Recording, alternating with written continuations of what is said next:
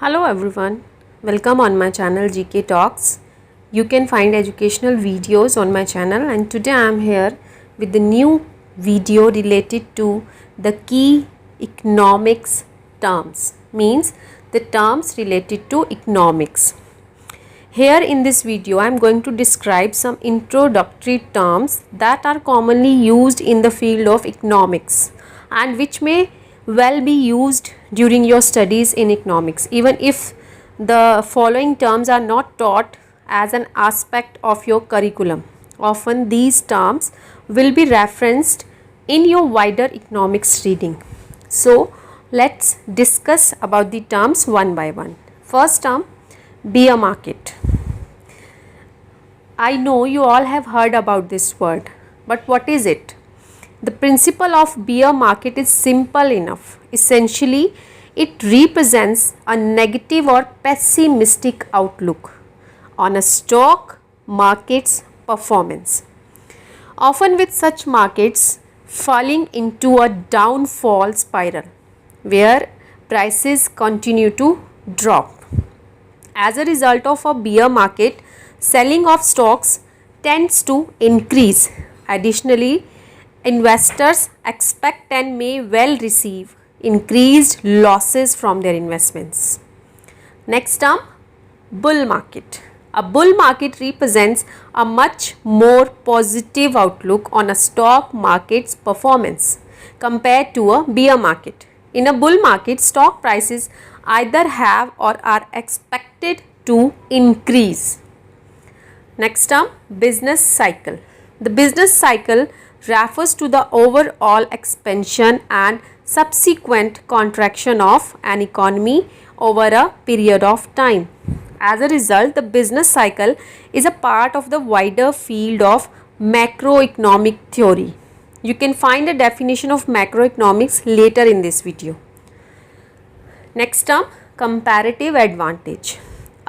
This term attributed to economist David Ricardo. Comparative advantage is a theoretical concept that describes the ability of one party to produce goods and services with a lower opportunity cost compared to another party or parties.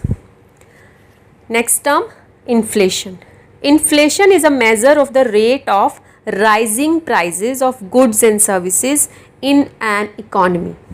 Inflation can occur when prices rise due to increase in production cost, such as raw materials and wages. A surge in demand for products and services can cause inflation as consumers are willing to pay more for the products. Next term, deflation. Deflation is the opposite of inflation. It occurs when demand reduces, and this in turn produces results such as reduced prices. Next term, division of labor.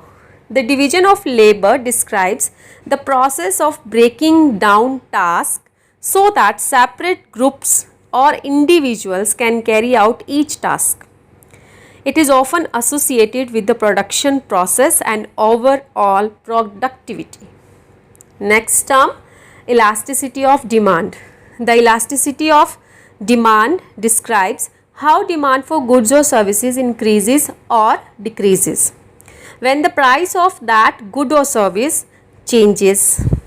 Goods that generally are liable to the elasticity of demand should exhibit the following pattern, like an increase in the cost of the good will lead to a decrease in demand, whereas a decrease in the cost of the good will lead to an increase in the demand.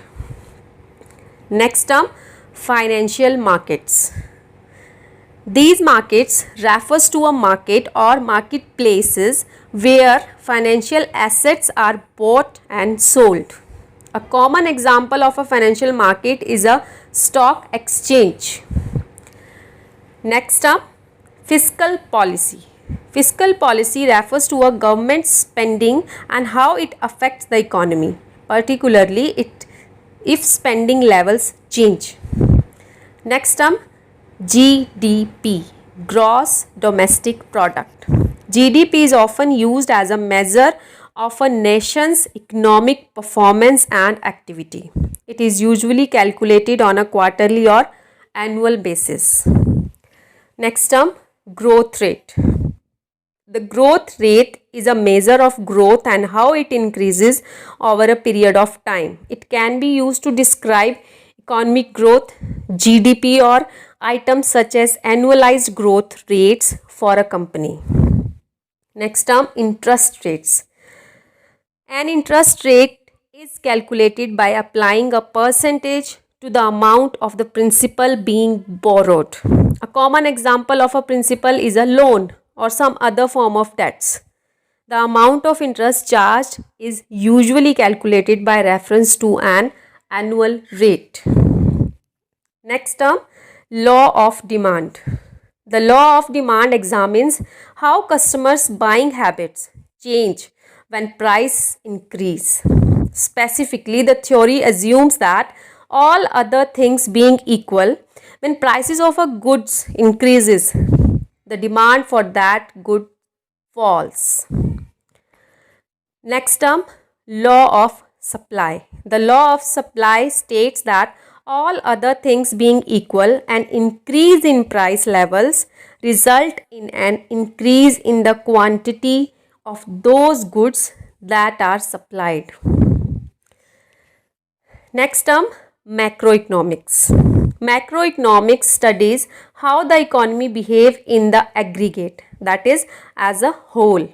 Concepts examined in macroeconomics include inflation, the level of prices in the economy, and growth rate. Next term, microeconomics. The opposite of macroeconomics is microeconomics.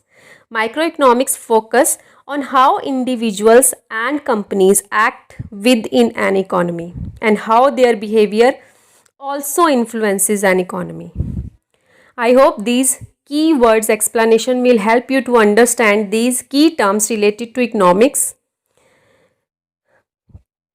I'll explain about the stock exchange or stock market in my next video. You can check this video for the better understanding and wait for the next part relating to the stock market or stock exchange. Thank you. Bye-bye.